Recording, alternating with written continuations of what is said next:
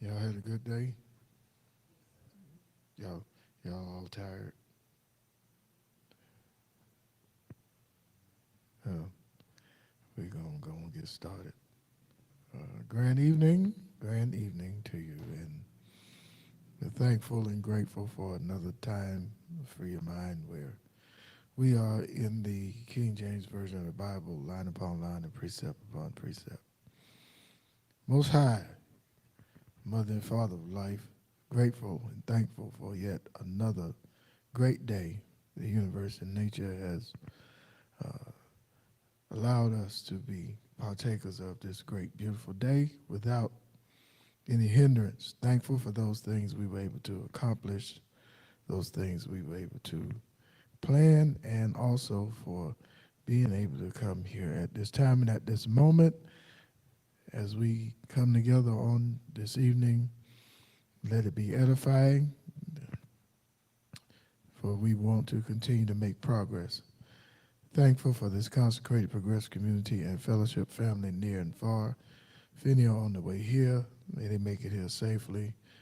Any that will log in on this evening, may it be edifying and may it be helpful unto them. May some log in and decide to subscribe and follow us here that they will continue to receive. All things working together for good as we continue to do that which we have been mandated to do in the ordained purpose. Ashe and amen. It is indeed an honor to be back to continue to do what we do, but we don't want to neglect the fact that if someone wants to testify, this is your time to do it.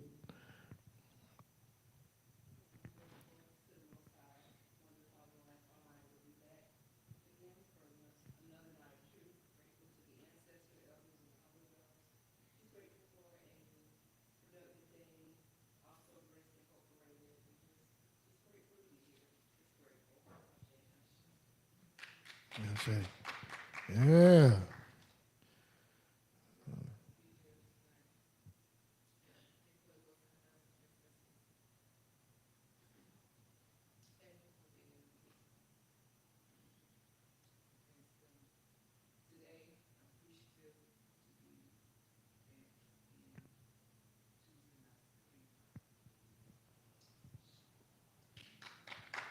Yeah.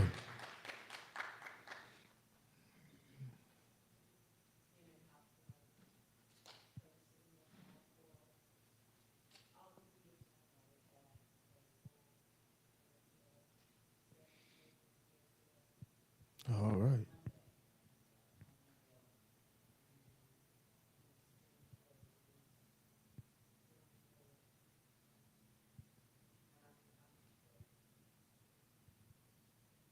Wonderful.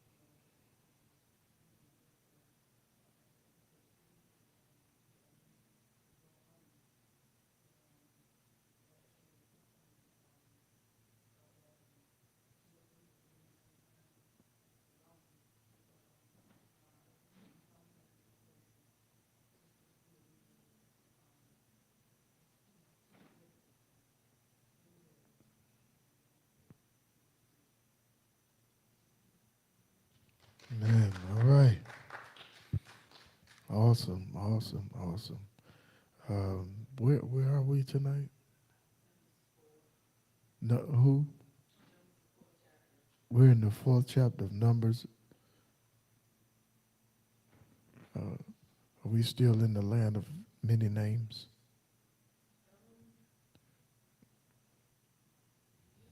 Yeah, I thought so. Absolutely. Yeah. Up until what?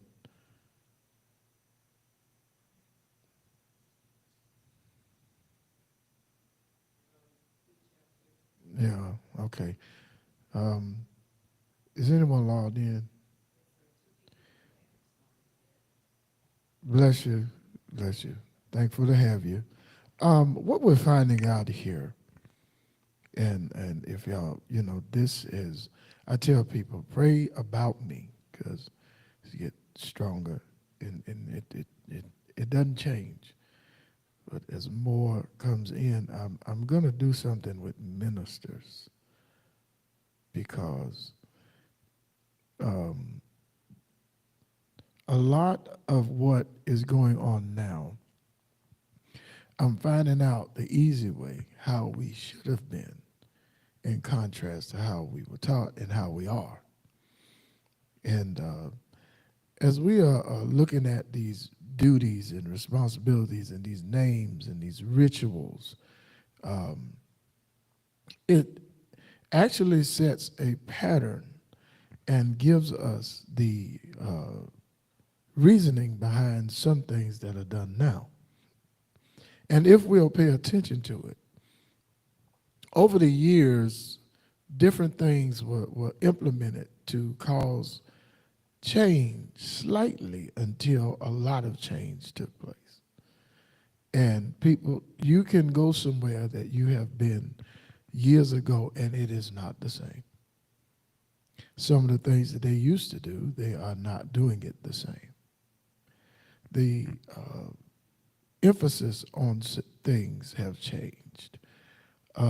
Some people say they're going along with the times. And I understand what they're saying, but at the same time, it is imperative that we stop sugarcoating and playing with this thing because it's not an argument, it's not a debate, it's an understanding. I was speaking with my son there in Kenya, and we began to talk, and I began to tell him we can read the Bible, but there's many different gods. I said, because if they're going to tell me that the things that go on, it's all the same God, we got a problem. We got to talk, you know. So I'm going to do something with ministers because I'm finding out that as we go out, you encounter people directly and sometimes indirectly because we simply were not put in a position, and I'm going to say it, we were not taught to respect being ministers. And I'm going to explain that. That has nothing to do with our character, has nothing to do with our upbringing, but we were not taught because there's a part of it that I've never ever heard in church ever, ever. In watching it and being in services, I've never heard it, and I know why I never heard it. And it's okay. Doesn't mean that it is not how it should have been. So we're listening to these names and these responsibilities and duties that they have, and these are things that they were supposed to do in the what do they call it? They call it tabernacle. What do they call it? Temple, sanctuary. What do they call it? But that those are the things they were supposed to do in there, right? Okay. How many of you received something in writing that explained to you what you're supposed to do in the ministry when you became a minister? In that place, what you're supposed to do in that place. Where you at? One person should have their hand up. My wife should have her hand up. Because I took it, she must not remember. I took it upon myself one time to have stuff typed up. Remember that? The duties of this one and the duties of that one. And I'm going to tell you all of the truth. We gave them out, and then I had to collect them. Y'all know why I had to collect them? Because they didn't take it with them. A couple of them did. They didn't take it with them. It was one page. It had duties on there for missionaries, ministers, deacon. I mean, had it explained, and they just left it on the seat.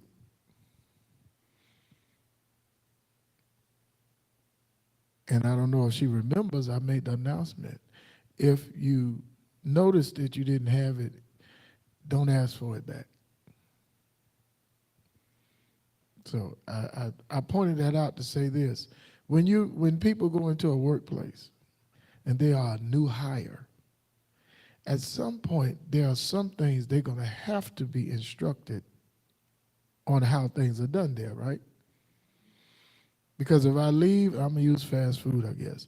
If I leave Burger King, and I was a manager at Burger King, and now I'm going to be a manager at McDonald's, the two are the same. You're just a cook with a title. Because the cook don't show up, who got to cook? The manager. But I cannot govern myself the same way at McDonald's in management the way I did at Burger King in management. This happens across the board. What's in this Bible, whether you know it or not, somebody used those structures and those foundations in the Bible for their company, for their business. You may not look in that Bible and see it. They already did it for you, or somebody already instilled it upon them without them knowing where it came from. Because when from denomination to denomination, and even within the denominations, nobody do things the same. Even when they have organized structure, how service is supposed to go. You might go to one Methodist church, and they do the whole thing with the hymns and everything. You go to another one, they skip the hymns. But nationally, it's all supposed to be the same. Am I right? But it's not. And I'm pointing that out to say this. It is crystal clear that something ain't right. And every time you want to correct things and point out things and help people, you're the problem. Well, doggone it, I'm going to be the problem. And I'm happy to be the problem because it's time out for this foolishness.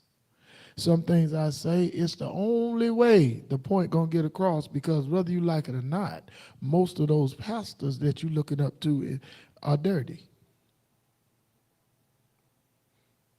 I ain't got to wear no robe. Well, your Bible say you do, since you going by the Bible. We ain't say that. What's your example you say you're supposed to be following? What did he tell you, since you say he talked? Well, where are your robes at?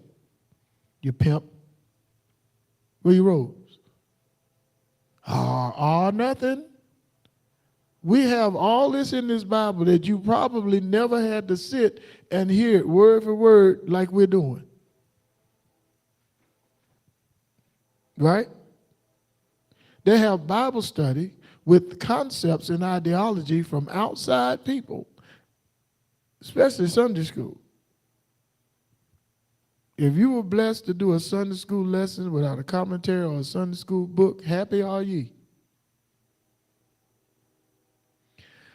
These things are structure.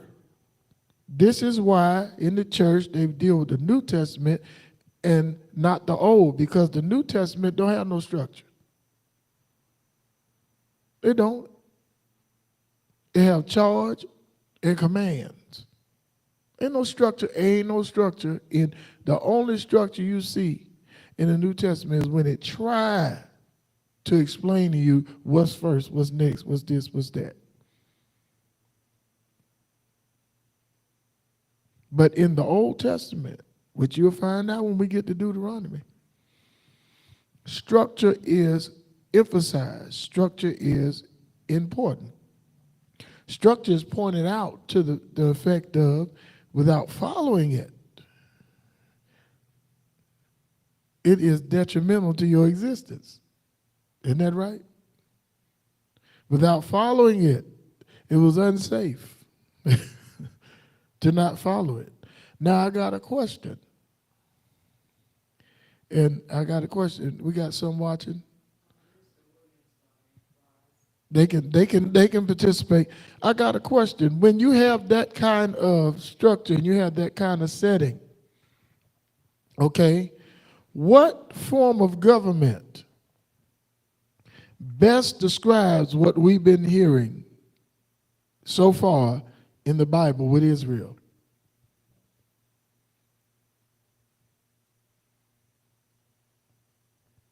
Anybody? Yes, ma'am. Yes, ma'am. Yes, ma'am. And the church for years, no matter what church it is, have been fighting against it and denying it. But every cult leader, every dictator, every dictator, every cult leader, every expert tyrannist got their foundation out of the Bible, the King James Version of the Bible. From Hitler to Robespierre, they got it out of that Bible. Napoleon, out of that Bible.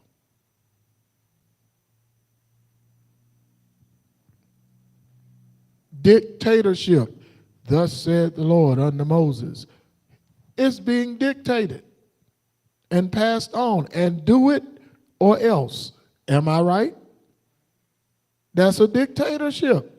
Did Moses have a second voice or opinion after he was told what to tell the people? Did he? So it's a dictatorship. What's holy about a dictatorship? I'll tell you what's holy about it. Whatever the dictator says is holy is holy. Whatever the dictator says is righteous is righteous. People get mad at me. I want you to know the difference between a concept and something real. Bless you, bless you. There's a difference in a concept and something real. Every concept ain't real. Yes, it is. No, it's not. No, it's not. You can establish something that's not even real, and people will follow it. It's a dictatorship, period. This is where the preachers get the notion of, and you've heard it, don't do as I do. Do as I say. Y'all don't be correcting me. And the people say, you can't correct the man of God. Well, when it's a woman, can you correct her? You can't correct the woman of God. And look at, I'm not trying to be funny, but look at what's going on in this country, and I'm going to get back to what we're talking about. As bad as things have happened for the brothers and sisters that are Cubans, a bunch of them still following that idiot. Because they're used to, it's just like the church. They're used to being dictated to, being mistreated and still following. Because Castro was a dictator. He was a dictator. He's what, 94 now, 95? And now they finally trying to prosecute him. Man, 95. I think he'll be 95 his next birthday. But it's a dictatorship. It's fear. It's not. How you say that the spirit of fear was not given to you? Yes, it was. Now, whether it came from God, that's up for debate. But fear is still to the point where the foundation of fear did its work, because it causes you to be cautious in everything in your life. From one drop on your tongue of fear, you got fear in your life for the duration. Oh, the Lord might not be pleased with that. Oh, I ain't gonna get in trouble with the Lord. I ain't talking right. So this is where it comes from. Is these particular stories about Israel are designed that there's a method to this madness. This wasn't just put together for religion only. Everybody that want to control and dominate will look at an example from that Bible, or they will read books from dictators, demagogues, and mythology, That's where they will get their structure from. We don't want to admit it. Our people add something to it that it doesn't have: life and power. We give life and power to everything we get involved in. We even knew how to make stealing a car and stripping a car exciting.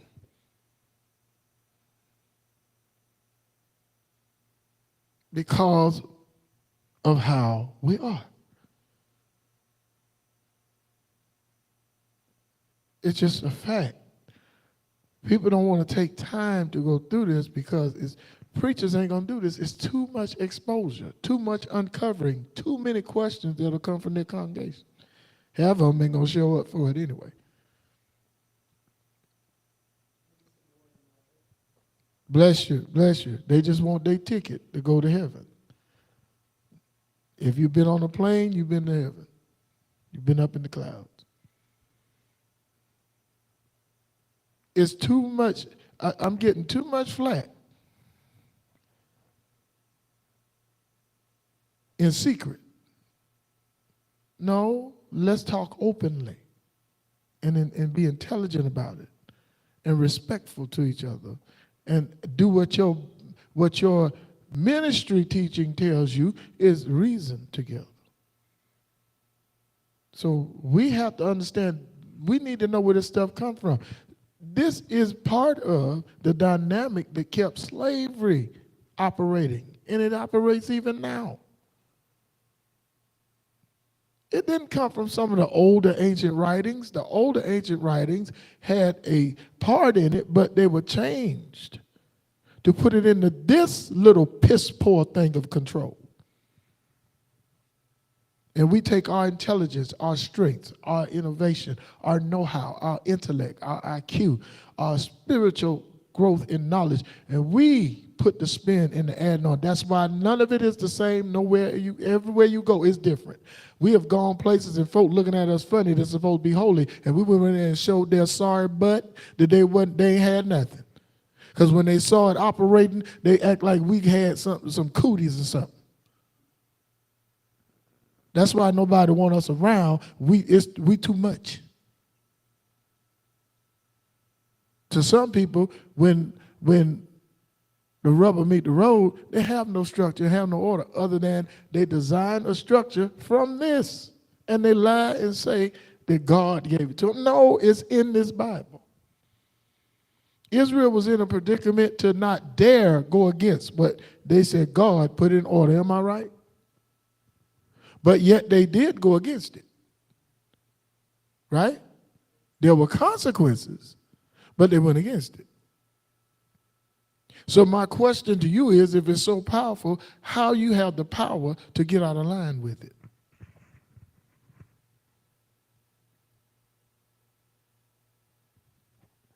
Anybody?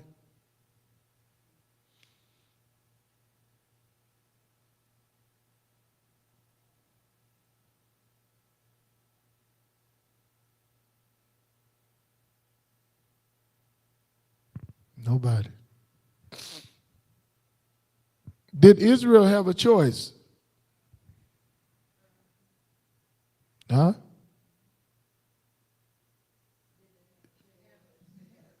Yes, they did. Yes, they did. In the New Testament, did they give a choice in the New Testament?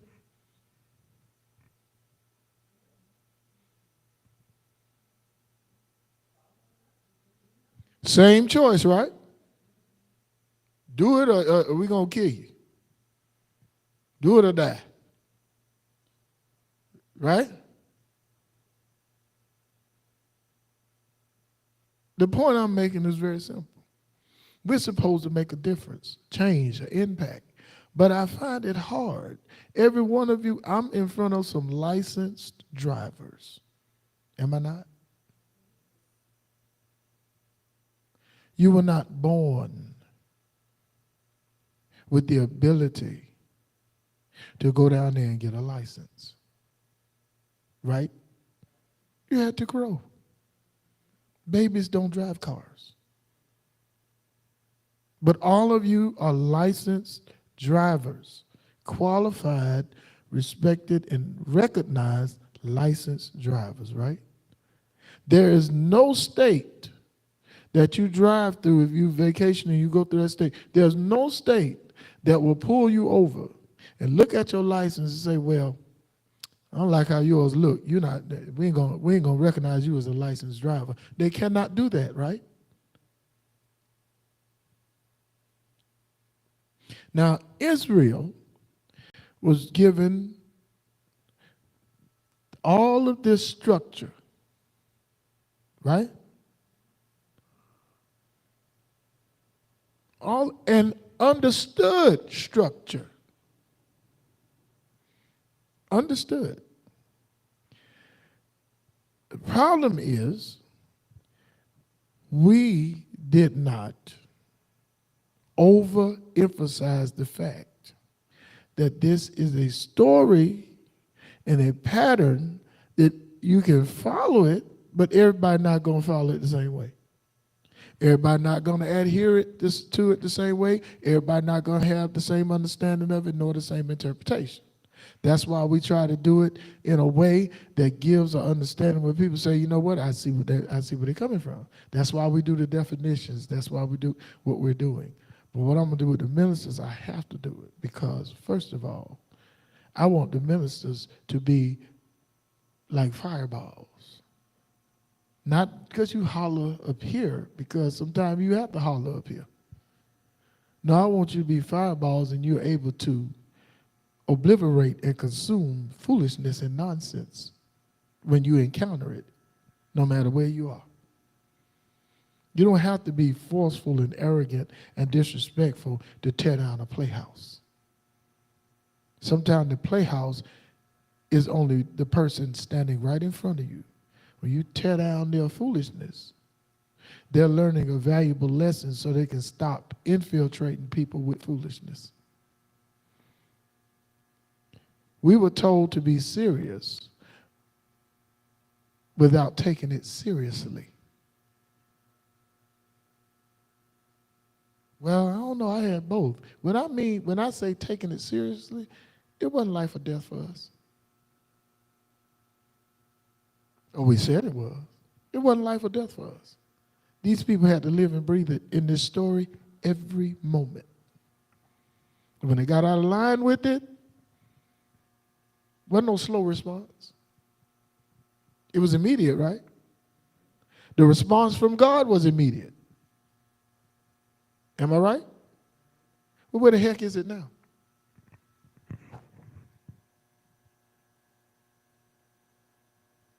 Can anybody tell me? Oh, I have the answer. Gonna give it to you too. What's your answer for why it ain't immediate?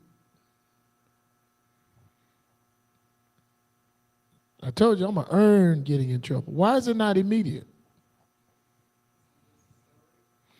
Oh, yeah, it's just a story, yeah, but it also, now this story, like I said, there's a method to this madness. Because you got all different types of religions. And some of them that are being criticized are cleaner and more respectful than the one we chose. And that's a fact. How about the fact that in the story, God didn't want nothing to do with us no more, with people no more? Is that not the book? God resigned, wanted to kill all the people, right? That's the lie that's told in what you call the New Testament. I'm going to discredit that and obliterate it and show you that's a lie. That same scenario is from Norse Samaritan mythology story. That same scenario is from a mystical story about some gods that have disagreement. That same story, but it's a lie because it's not even set up in the New Testament nowhere. Show me in the Old Testament. Show me in the Old Testament where God threw away everybody and wanted to kill everybody at the end of the Old Testament. Where it at? Where it at? It's not, right? It's not. If you tell something a certain way and you put the right emphasis on it, you can get a bunch of people to believe it and go by it. That story is a lie, but it is true in the dynamic of the book and the story in the book. But in actuality, no, that don't even make sense. If you don't change, how you go from love to want to kill everybody? How about that? That's just basic ideology to throw at them. Stop saying something don't change that change all the way through the story.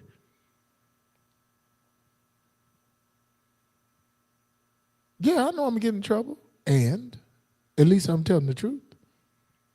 I'm going to go word for word and show them what I'm saying. It don't. Not only do it make sense, it's right. The New Testament and the Old Testament do not match. The New Testament is the lawyers, the defense attorney's version of the Old Testament.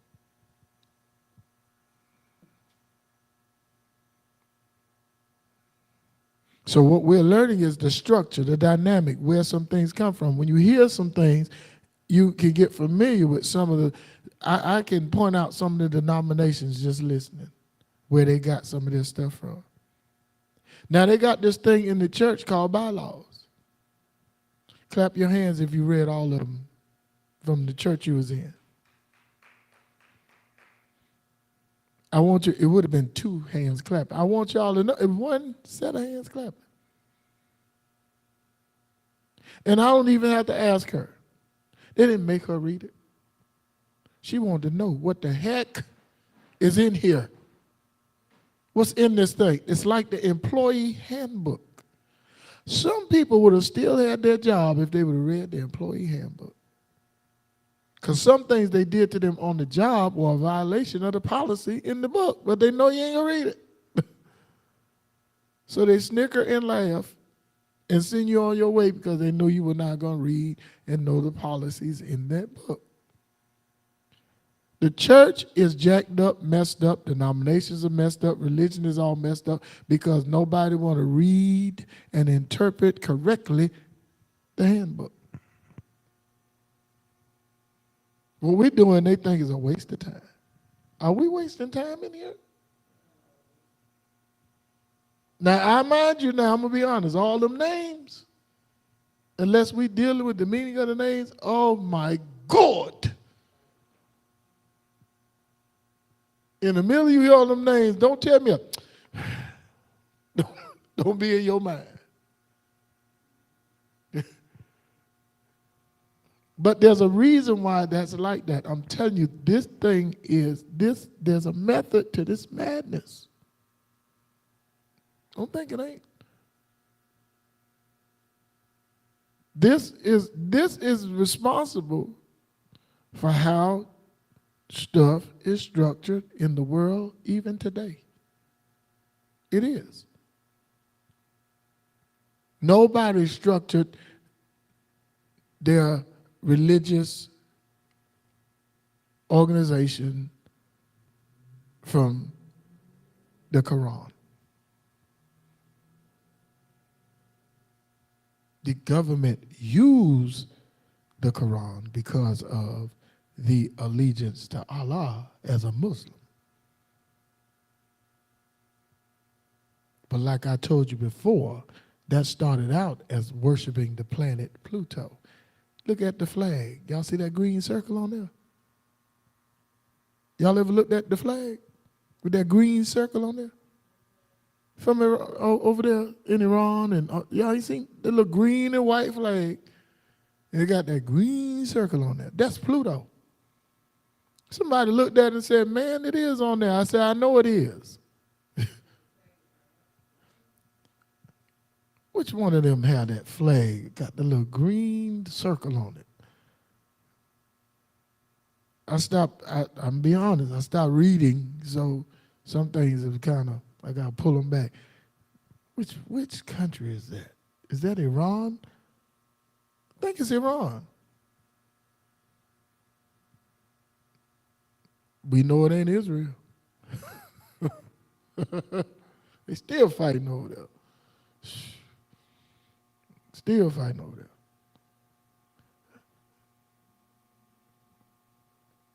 And we have to realize something. And I'm going to say this. The reason why it's hard to get the church to do what we're doing now, they don't have no discipline. They're the ones that got it on there, the Arabs. I forget whose flag it is. It's got a little green circle on it. It's got a little green circle on it. That circle is Pluto. And another thing, some of them, the flag you see now, ain't the flag they had. No, it's not the flag they had. Because when the United States started, they were not using a bird at all. They copied off of the hawk from Africa, from Haru and Horus, and they chose the bald eagle. Because if you look at the symbolism in the talons, it's the same pattern. They just put different things in the talons. And our eagle, if you look at it, he got an olive leaf on one side and what? Weapons on the other. Be at peace with me or we'll go to war with you. In other words, agree with me or we're going to have a problem. Look at it. Look in the talons of the eagle. It's there. Now, I have a question, and this thing has been on me all day, so I think I'm supposed to ask it. We still got people watching? The purpose of what we're doing, we go line upon line and precept upon precept in the King James Version of the Bible to explain it and also to talk about structure in religion and in church so that people can finally realize it's a life that you have to live. Life is a cycle. Being religious does not make you righteous nor holy. And we have to start telling the truth so that we can walk in truth and stop playing games and fighting every time somebody come against this stuff. It's time to clean it up. So my question tonight, because you have something that answers questions, right? Would you ask it, how many pastors went to jail in 2025? How many pastors were prosecuted for crimes in 2025? Huh? You know what? That's right. Don't make it cuss. Let's just ask about the U.S. In the United States in 2025, how many pastors were prosecuted for crimes?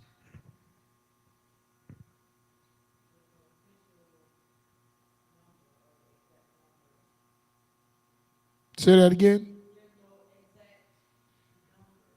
Y'all see that?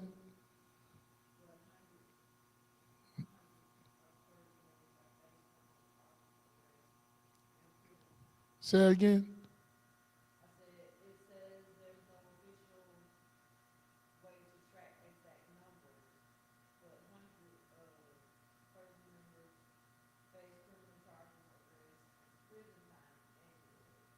Hundreds annually, hundreds. And they say there's no way to track. Now, can y'all tell me why there's no way to track it?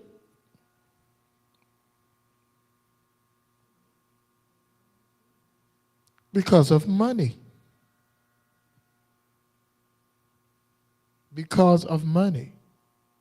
Do you not know that a good defense attorney, if you give them the right amount of money, you won't even see a courtroom? Some of them pay the victims. But you heard what she said? Hundreds annually. That's year by year. Now, am I the only one to be honest and say something's wrong with that?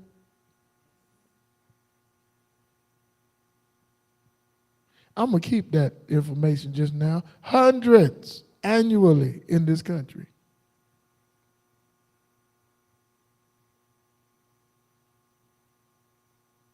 Isn't that something?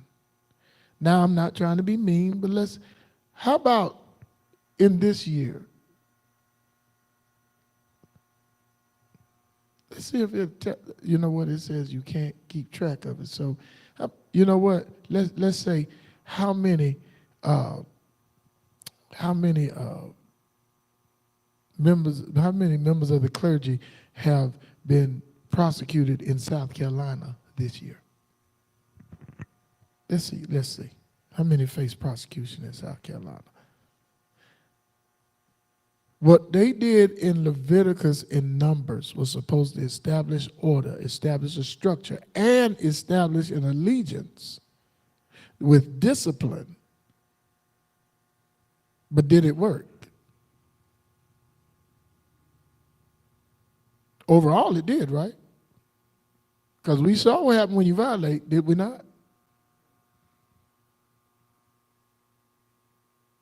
Isn't it funny that in all of our reading that we're reading, we got two examples to go back to?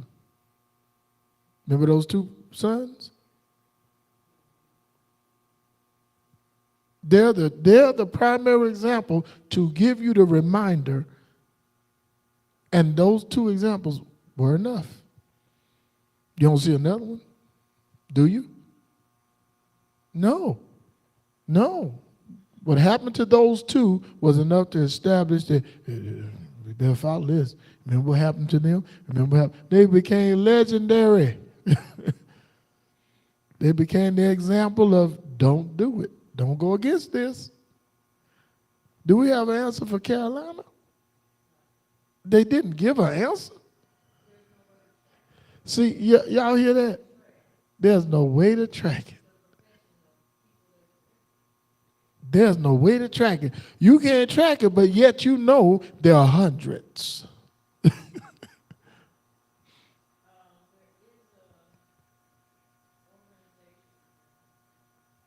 Oh my goodness.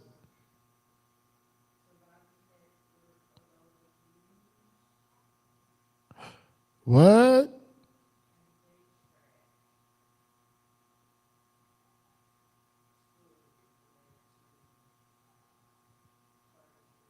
Oh, they track. Okay. They keep up with some of it. Uh-huh.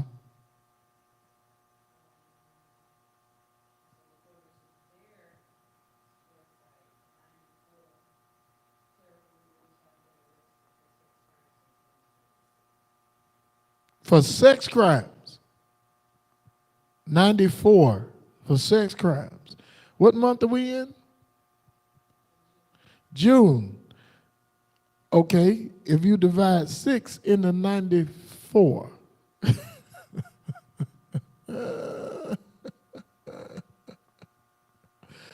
You divide 6 into 94. I'm just trying to get a rough estimate. I mean, you know, trying to get an idea of this thing. Because that's just sex crimes. And that number is they falling short with that number. Are you kidding? In our general area, they had at least half of that in this year. Not in this area only, but in the general area, a place close to us like this one, Greenwood, Greenfield, Spartanburg. Huh? They better start counting some of these places. And and it's hard to keep up with it because victims are silenced. Some are brought and paid off. Some don't ever come forth. The reason why I'm pointing this out, and this now, y'all brace yourself, okay? I'm going to take y'all out in left field. Those that are watching, if you got a question or comment, please do so. We love it. We welcome all your questions, all your comments. Even if your question is not on the subject, ask it anyway. We'll try to address it. But I'm going to take y'all off the deep end with this, okay? All right? All right. Now, the foundation of sealing things we talked about this, in the temple was the use of what? Blood, right? Uh-huh. Mm-hmm. Now, what kind of blood? Animal blood, right? Were people putting the blood on their person?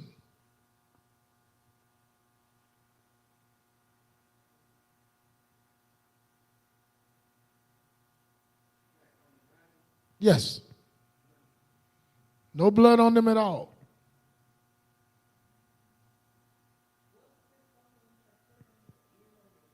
Come on. Come on. And your hand. Yep. Yep. Yes. Yes. Yes. Absolutely. The priest had to do it. Huh? Yeah, the priest had to do it. They're people. You're exactly right. Yes, they did. And, and when you sprinkle blood, they got a thing called blood splatter. Yeah. What I'm saying to you is blood is used for a reason. It's used for a reason. When you are directly related and kin to someone, they're called what? Your blood, right? They're blood relative. Well, blood is relative to everything that they set in order and did. In church, the blood is supposed to be significant, right? From 1985 to now, the blood has lost its influence and has been less and less mentioned, emphasized, or adhered to in church.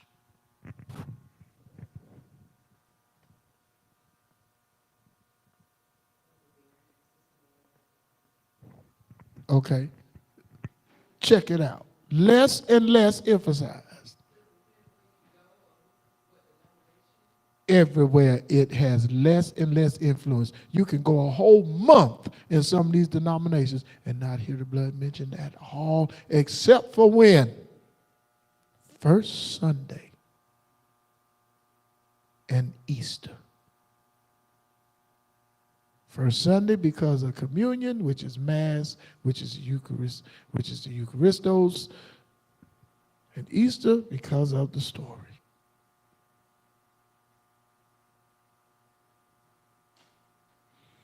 How many of you gonna clap your hands and say you wouldn't mind if folk threw animal blood on you right now? How about human blood? Why not? Oh, it is? Oh. Oh. Oh. Wait, stick around. I'm gonna tell you. No, not throw it on. I said on you. Not at you. Yeah. If you don't mind, daughter, ask the intelligent respondent, what is the significance of pleading the blood? What's their observation you got there?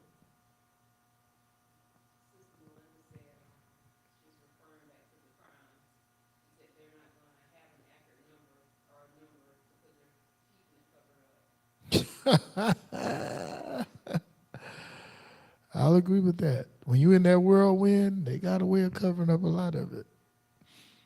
That's a fact. We have our way of doing that. Yes, you're absolutely right. Absolutely right. And what's our other observation there? Oh, I thought Elder Barron had something. Pleading the blood.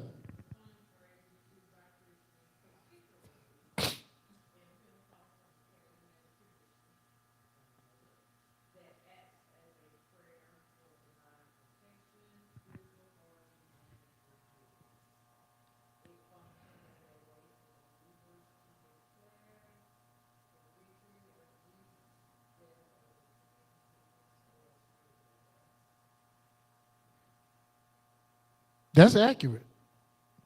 That's why they use it, right?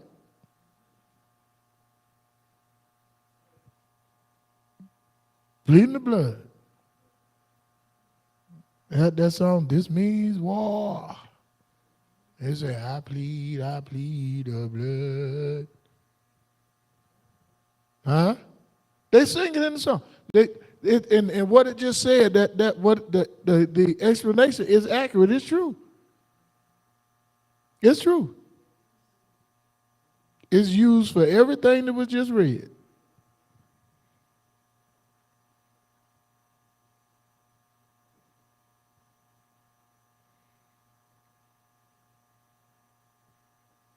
I thought we point that out, that it's used.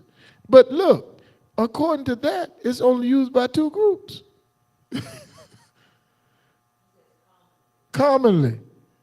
So they the dominant too, huh? Nobody, and I'm gonna go on record and say it, nobody in church plead the blood more than the apostolics and the holiness folk.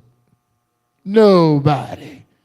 They plead the blood when they burn their hand. Plead the blood when they burn a ham. Plead the blood when they piss backed up. Plead the blood when they constipated. Plead the blood when somebody holler at them. Plead the blood when they sneeze hard. Plead the blood when you're mad at them.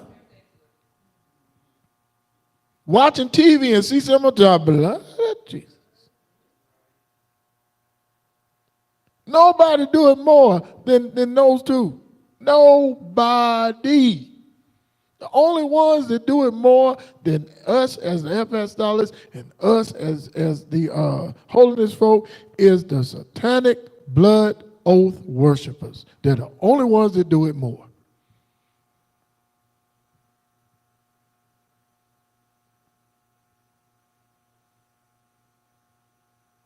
Now, is this, I think I heard daughter say they made it up. Huh?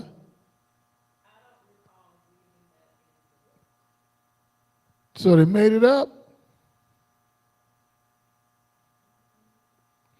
They got it from the communion.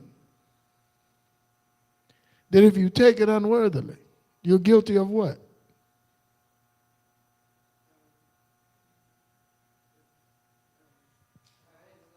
The dying? Huh? That's where they got it from. That's where they got it from. This.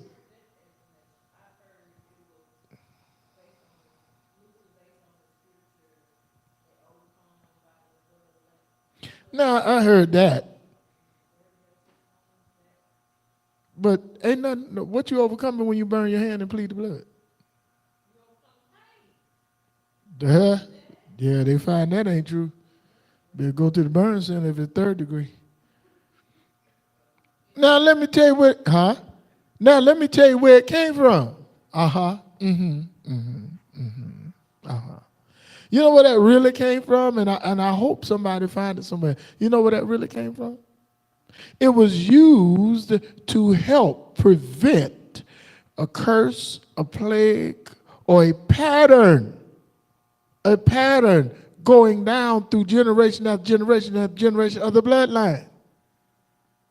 That's what it was originally used for. The second use was you doing something that caused blood, and you doing something that caused calamity, and they say the blood is where? On your hands.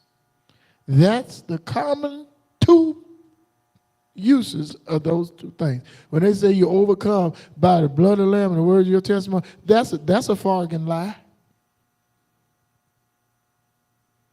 They know that's not true. Because if it was true, folk would be selling bottles of lamb blood. They'd be putting lamb blood on you instead of ashes. You know people walking around with ashes on their forehead, right? Yes.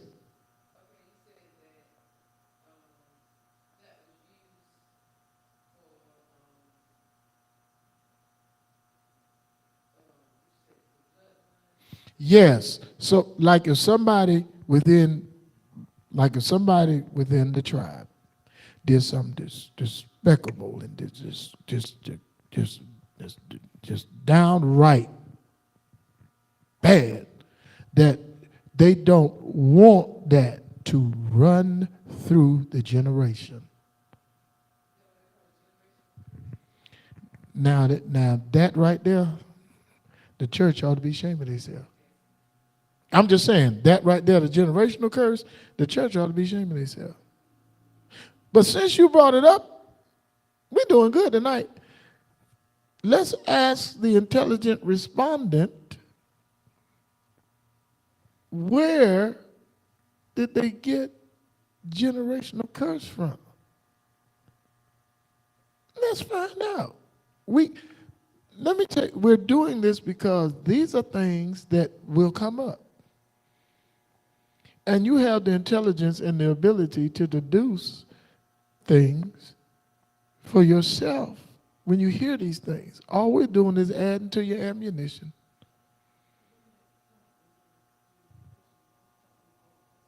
Huh?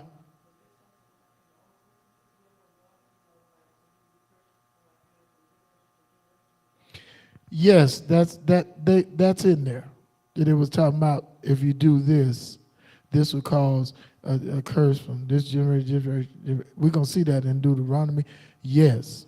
But the church took it and made you feel like God just put a generational curse on you, or something going on in your family. You know, that's a generational curse. They just took ownership of it and just passing out generation curse coupons willy-nilly.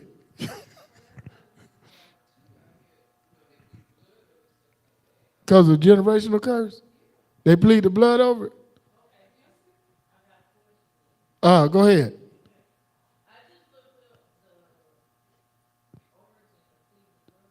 Yes.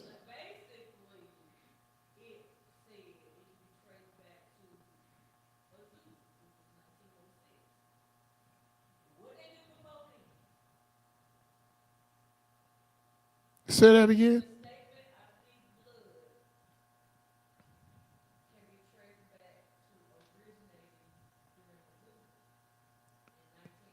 Yes.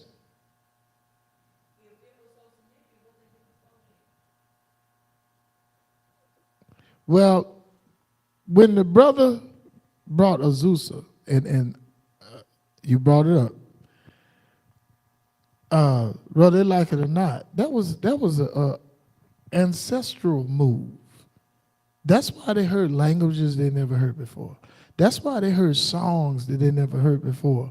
But yet, something had them singing these songs they didn't know the words to. You ought to look up some of our people that's still alive that was there. Some things miraculously happened in the building and outside of the building. That was an ancestral move. This was the answer and the balance to the falsehood written in that Bible about the day of Pentecost. That's why Azusa took place. See, I don't get a chance to talk about it. Azusa took place as the balance and the answer to the fabrication of the day of Pentecost that they have in that Bible. Because all of them are represented, so miraculous things should have broke out all over from all their places, right? Well, it didn't, but in Azusa it did. When we did Azusa, if you remember, occurrences started in different places and stopped when we stopped. Why? Since we so wrong, why? Azusa was the answer to what they have in that book as the day of Pentecost. Because people can tell you, they said the angels gave them the songs. No, those were the ancestors. Those were the ancestors, because angels are fictitious. Those were the ancestors. The miraculous things that happened was because of them coming together. Azusa, when the brother bought it, there was another. He started it, but he didn't get credit for it. He didn't get credit for it.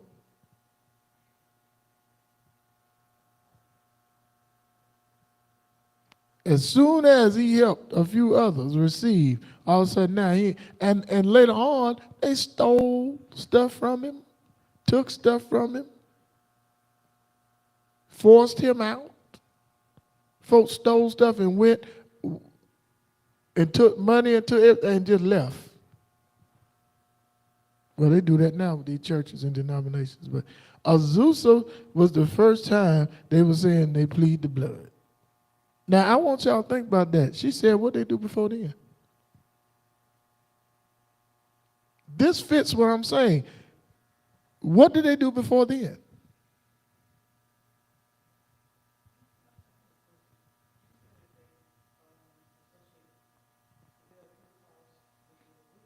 Absolutely, it's the balance. Because the day of Pentecost, what they got in that book, reality got to kick in. Azusa was the reality. Because the King James Version of the Bible, with the Old Testament and the put together New Testament, came out when? 1600. Azusa was in the 1900s. Again, daughter said, what did they do before then? Whose blood were they actually pleading? They said they were pleading the blood of Jesus. Why? The concept that was given to whose people? Our people. That blood that's being pleaded is the blood of your ancestors, doggone it. Because you get different response in accordance to how you plead the blood. You can plead the blood and stay in pain. You can plead the blood and have something rile up and growl even harder.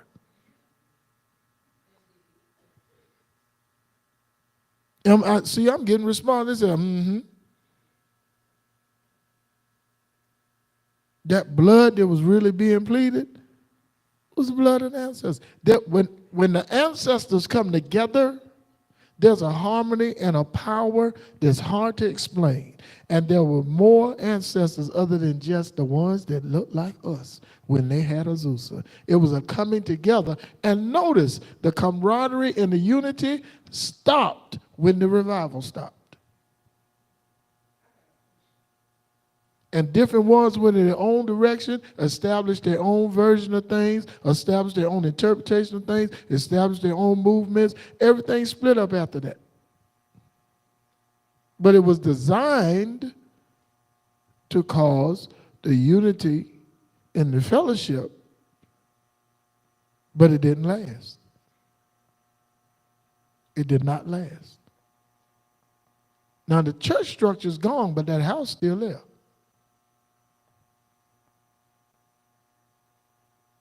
That church is a pile of rubble. But the house still there. People still go in that house and pray and stuff. So when Azusa came, I tell people, wait for the balance. Azusa was supposed to be the balance. It was supposed to be the balance. But the unity and the camaraderie, no, it didn't stick and stay. And people still make a mockery of you talking about ancestors, and these jokers get up in the pulpit and talk about ancestors every Sunday. And they talk about ancestors that didn't exist. You want to talk about something that didn't exist instead of talking about the ones that did exist. Make it make sense. Make it make sense. You can't get the blessings of a character that never existed. That's why you don't get the blessings of Abraham. You get more blessings out of a ham sandwich when you're hungrier than a hostage than you get out talking about some blessings of Abraham. And I know people ain't going to like what I'm saying, but the ones that emphasize Abraham the most are fighting and killing each other right now. Matter of fact, the new association that they're trying to impose on everybody is named after Abraham. Isn't that something? And our country is trying to help push the agenda for Israel.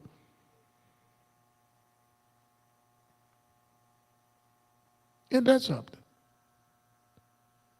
I like when we get together with this because it helps us not have to get into these tedious arguments and debates, because when you know, you ain't got to go through no changes.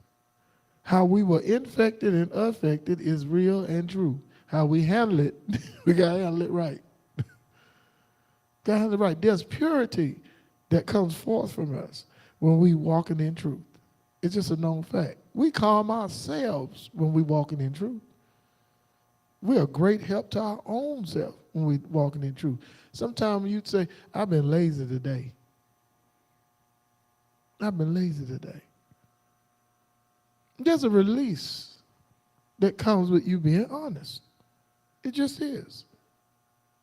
You know, Sometimes you tell on yourself, I can talk all I want to. I know I don't feel like taking my behind down there. You didn't go to jail. You just told the truth. So Azusa was, I tell people, some of this, they talking about you speaking in tongues. I don't know what you were saying. I do. That's one of them languages they destroyed. They ain't destroyed the essence and the power of it. It's still there. I told somebody, Bantu. Don't have nobody be speaking Bantu. I speak it. And can't tell you a word of it.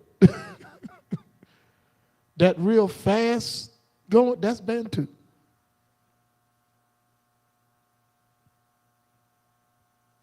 Some of you know for a fact that the utterance that have come out of your mouth, you did not learn it, but somebody else knew what you were saying. Some of you can give instances where somebody heard their native tongue come out your mouth. And you ain't a bit more learned it nowhere. Ain't that right?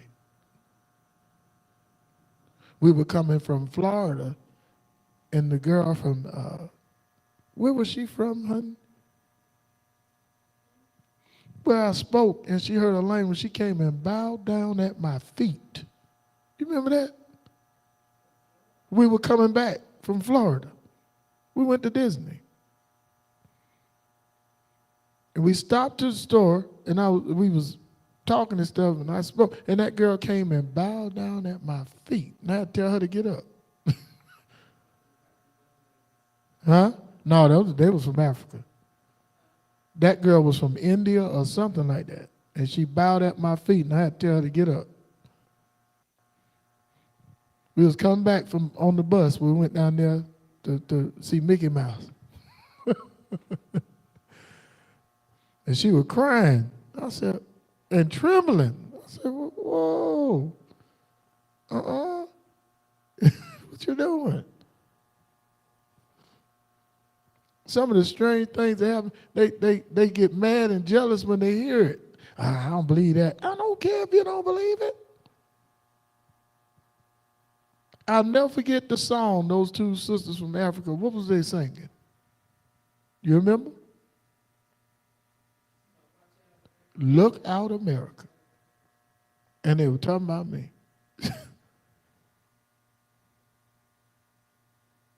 I ain't get no big head, get on no throne like I'm all that. I waited. That was years ago. I hide well, and I'm glad I'm hiding. But you have to realize when the unction comes, sooner or later, you ain't going to be able to fight it because somebody's going to need it. It may not be nothing to end up on the front page, but that person that you help, that person that you minister to, I don't care, I don't give a rat's butt what these churches around here are saying about us and about me. They can't do what you do. And the only way they're going to be able to do it, they're going to have to come through here and encounter you and encounter me. It's a fact. It's a fact. When Azusa broke out, how many locations in that area was it happening in? One. Wasn't no bunch of them. Whether they like it or not, the road to it lead right through here. Right through you and right through me, whether they like it or not. It's a fact.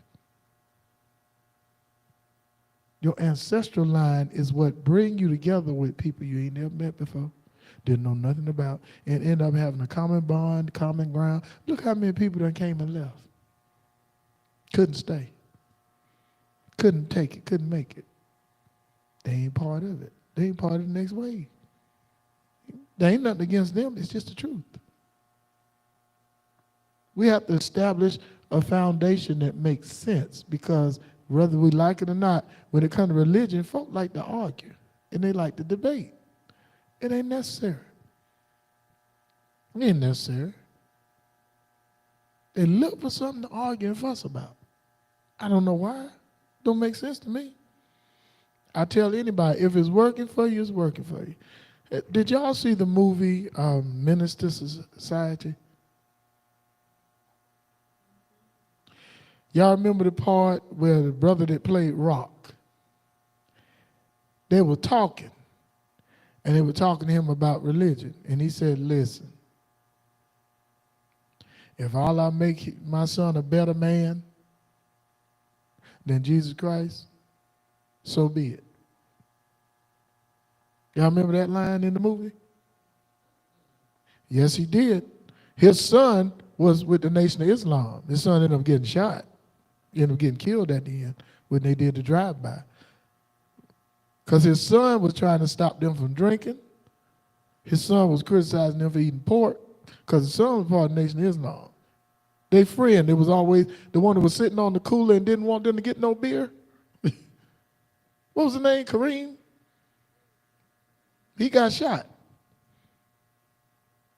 His father was the one that played rock. His father said, he was talking to them and they were talking about religion, and he said, listen, if Allah makes him a better man than Jesus Christ, then so be it. In other words, he was saying, if this religion is working for him, I'm not going to force him to go to another one. And people need to learn that. People need, well, they ain't going to have the right to the tree of life. You have the right to the tree of life every day. Every day. People need to learn that. Even in the Bible, the New Testament tell them, who are you to judge another man's God? Now, what that mean?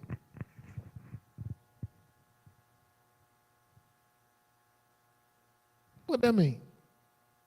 If they for me not against me, leave me alone. Leave them alone. So if a Buddhist says, I don't have nothing against Jesus Christ, you still bothering them, trying to make them come, jump and run around the building.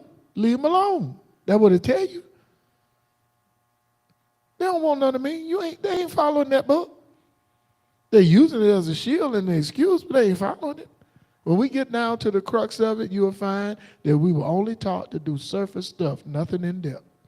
We were only taught to be face value peons and puppets for the pastor and for the name of the building we were going into and for the denomination we were representing. We were not ever meant to be authentic nor genuine in what we were doing.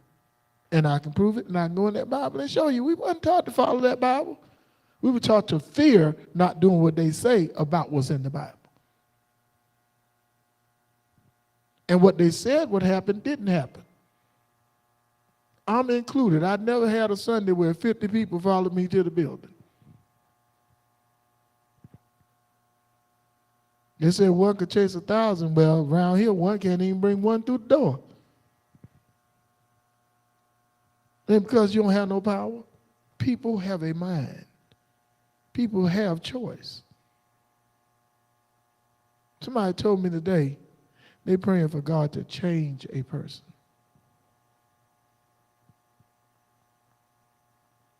Is something wrong with that?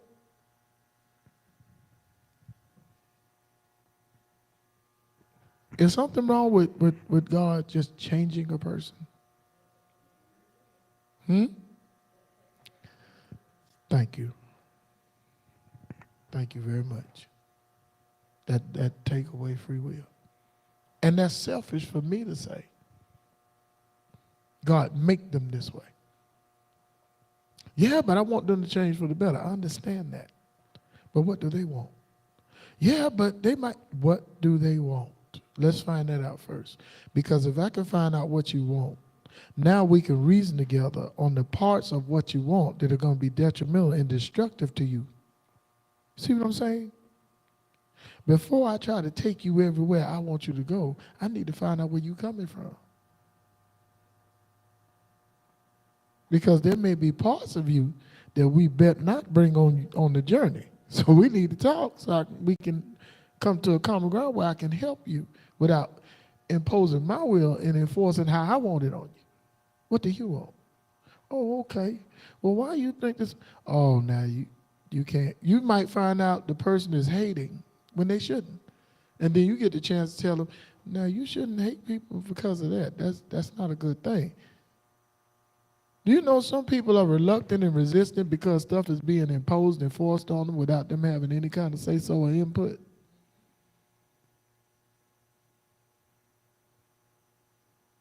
I feel bad for the young people that are being indoctrinated and poisoned right now, because when the millennials get through with them, when they get out there in the real world, they're going to be confused. That's for sure.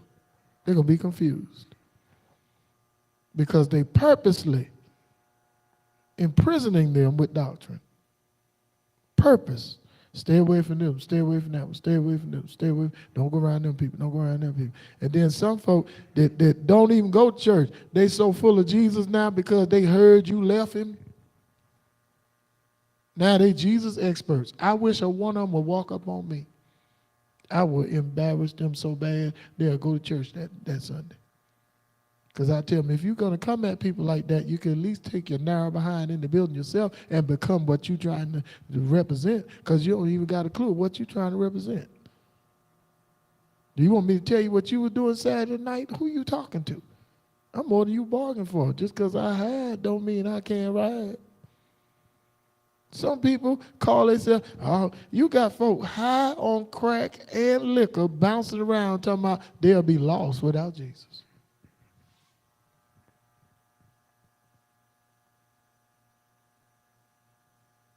Then you got a group that refuse to believe that that's the real Jesus that they talking about. Then you got groups that say who the real Christians, who the fake Christians, who the dedicated Christians. All of this was by design. Whether we like it or not, it was by design. That's right. You can't have control without causing conflict. Yes, you can. When you're trying to control a group, you got to cause conflict to separate the ones you're going to be able to control from the ones that you ain't. That's right. Chaos has a method to it. Yeah. So we are living in a time now where truth is becoming a dirty word. Look at our government. I call them the Legion of Doom. We're living in a time now where your true self is kicking your behind in the right way. Let me say that again. Where your true self is kicking your behind in the right way. It's bringing you to a place where you are solid, confident, defiant against foolishness, reluctant to something that says you're going to go down, you ain't going to make it. Your true self is kicking us. And a lot of people see it on you, but they don't know what it is. Didn't they teach us the spirit bear witness of itself? Well, like-minded people somehow identify with one another. Other people say, it's something different about you. Oh, you sound strange. Oh, I ain't never heard nobody talk like that before.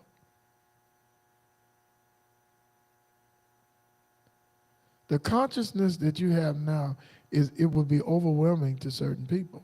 It would. Especially how conscious you are of your health. Are y'all hearing what I'm saying? Daughter sitting there right now.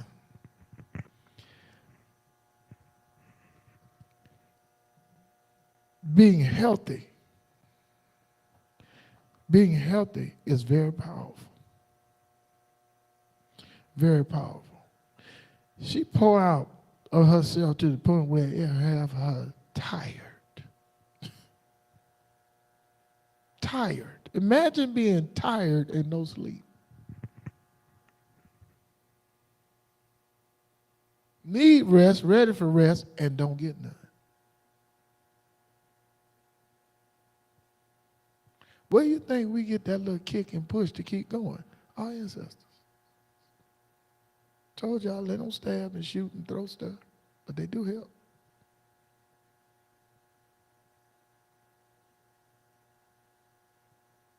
There's something in us from our ancestors that'll push us when we feel like we can't go another step. Especially when it's something very vital that we said we was going to do and we need to do it. They will push you until you get it done. And sometimes you're going to be breathing hard and lay down and no sleep. Laying there for hours. Little bit of doze off instead of long sleep. Y'all don't know what I'm talking about. And later on in that day, you realize you up walking around doing stuff. But I promise you, when your body say, that was gonna happen. We have to be very positive in how we are, and we don't all do it the same way. We don't. But respectfully to everyone in here, the way you do it is necessary and needed. So don't let nobody make you feel bad because of how you do it. Now, I'm going to say it, and I might get in trouble, but I'm going to say it. Natalie Shepherd, sometimes you too nice at the wrong moment.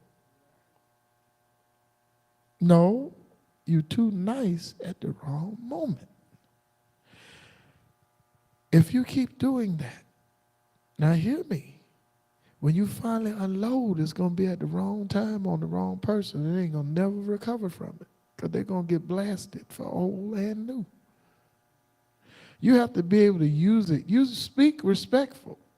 So bring your truth out respectful. You ain't got to roar and holler, just bring it out. Huh? You will do that.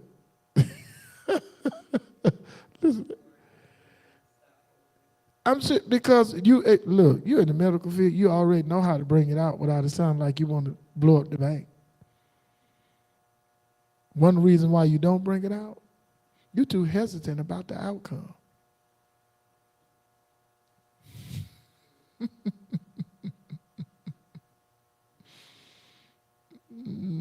That's all right. You're in good company. Your father was like that. But when he did,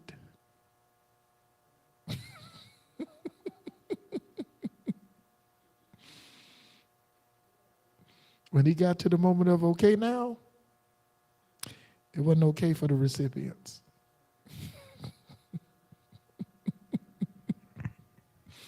So all of you have a unique quality, and sometimes it drains you. Whether we like it or not, sometimes it's going to drain you because you have been building up for that purpose, but it won't drain you dry. You ever felt like you was preparing for something you didn't know what it was? And then something came and just started just pulling from you, pulling from you, pulling from you. That's what you were being built up and being prepared for. And nothing to do with the trick of the enemy and the attack of the devil and the attack of the enemy. No, it had something to do with the task that you didn't see, but it was coming. And some of you stuff gonna try you to your wits' end. But keep breathing, stay confident, and hold it together because you're gonna make it. You're gonna make it. Now, I ain't gonna lie and say sometimes you're gonna feel like laying there and you're crying. Because that'll happen. But know this, you're not unique by accident.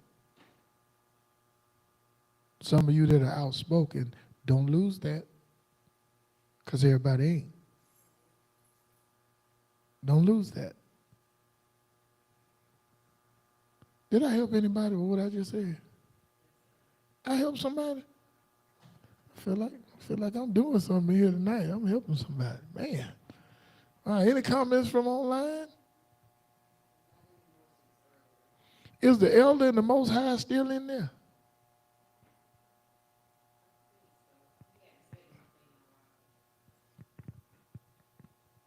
He's still in there?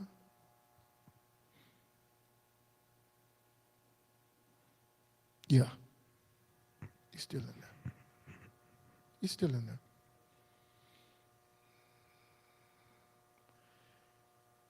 Only reason why I wanted to make sure he was in there because one thing about what's happening with elder, a lot of people might not understand it, but they sure could benefit from it if they just come and find out for themselves.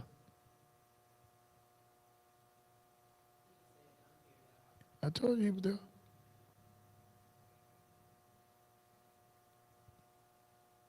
They'll benefit from it if they just come and find out for themselves.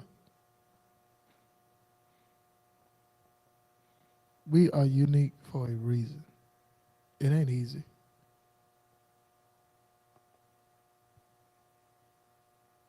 It ain't easy. But I'm going to say it again. Whether they like it or not, it's through this place and through you. Because there ain't nowhere else around here. Nowhere. I don't care how hard they jump, how hard they holler, how hard they yip, yip, yip, yip, yip. It ain't nowhere else but in here.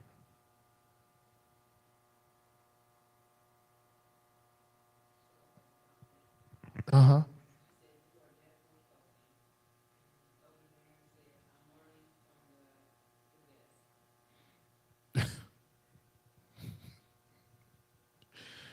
Well, I appreciate you, Elder, but I know a lot of people who would beg to differ with that.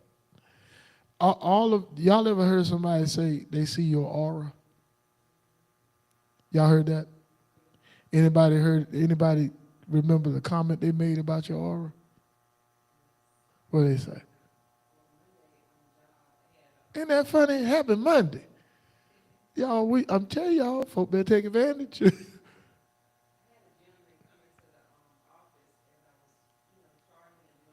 Oh.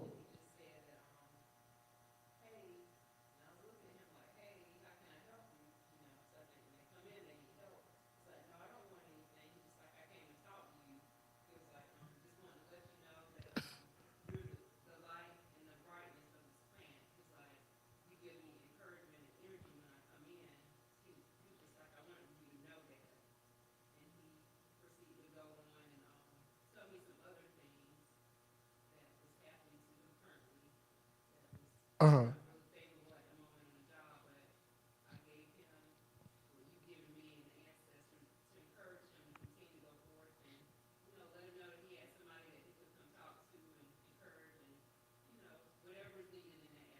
Wow.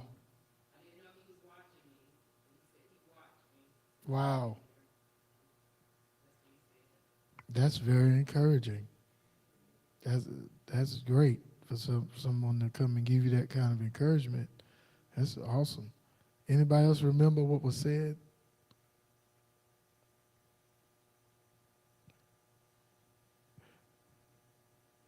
Well, one thing about it, when people can see it,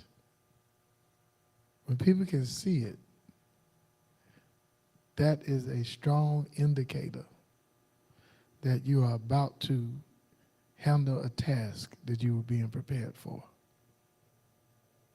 Strong indicator. That don't just show for somebody to just look at it and see it. Absolutely not. So he been seeing it, but then you had to encourage him.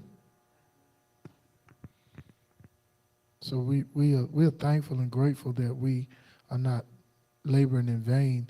And I'm not making any apologies for the fact that we didn't stay in numbers. I think that the way we went was necessary. We have to be wise because you don't know who you're going to have to minister to. You don't know who you're going to have to talk to. You don't know who you're going to have to help. You don't know. Daughter, was that you that met somebody around here?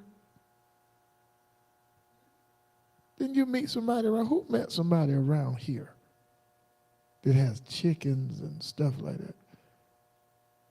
Somebody met somebody that lived in Joanna, and they were talking to the person. The person said that they probably was going to come here one day. Somebody was just telling me that. I'm trying to remember who it was.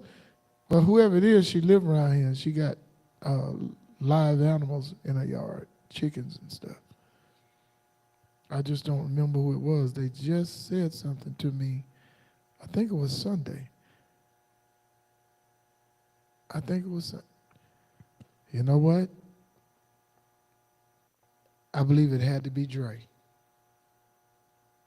I believe it was Dre. We're not here for nothing. So, anyone got a comment, anything they want to say? Because we are definitely at that time. Anybody? Me too.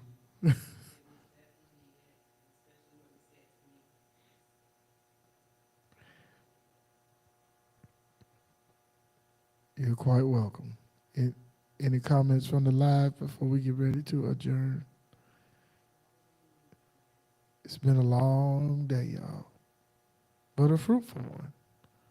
May it be a relaxing and restful one. Mighty Most High, thankful for all that participated on this night. Thankful for all the input, all of the uh, knowledge that was shared. Thankful for our very, very life living. Thankful and grateful that we are not consumed, but we are yet going forward. As we go forth in the remainder of this night, let it be peaceful, productive, and let us get rest. For at this time, it's summer, and our bodies need rest in light of our activities. Thankful and grateful, may peace be within our walls, prosperity within our dwellings, and may nothing be done for vainglory in our lives.